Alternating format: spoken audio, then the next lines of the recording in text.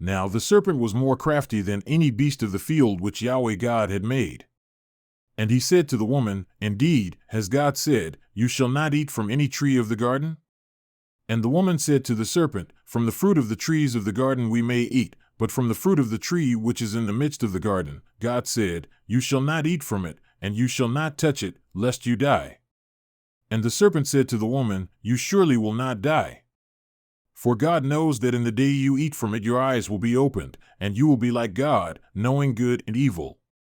Then the woman saw that the tree was good for food, and that it was a delight to the eyes, and that the tree was desirable to make one wise. So she took from its fruit and ate, and she gave also to her husband with her, and he ate. And the eyes of both of them were opened, and they knew that they were naked, and they sewed fig leaves together, and made themselves loin coverings. Then they heard the sound of Yahweh God walking in the garden in the cool of the day, and the man and his wife hid themselves from the presence of Yahweh God in the midst of the trees of the garden. Yahweh God called to the man and said to him, Where are you? And he said, I heard the sound of you in the garden, and I was afraid because I was naked, so I hid. And he said, Who told you that you were naked? Have you eaten from the tree of which I commanded you not to eat?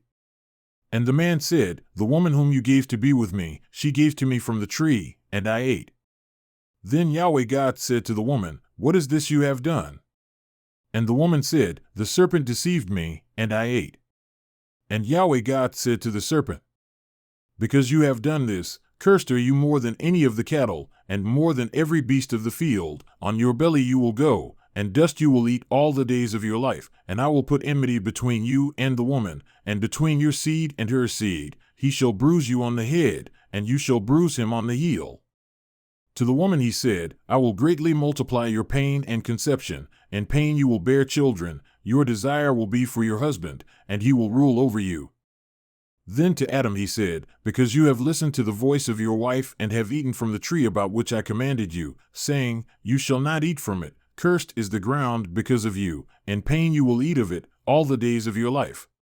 Both thorns and thistles it shall grow for you, and you will eat the plants of the field. By the sweat of your face you will eat bread, till you return to the ground, because from it you were taken, for you are dust, and to dust you shall return. Now the man called his wife's name Eve, because she was the mother of all the living. Then Yahweh God made garments of skin for Adam and his wife, and he clothed them.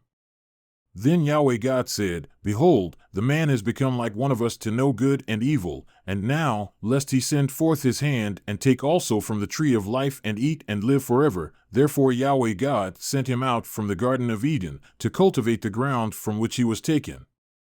So he drove the man out, and at the east of the Garden of Eden he stationed the cherubim and the flaming sword which turned every direction to guard the way to the tree of life.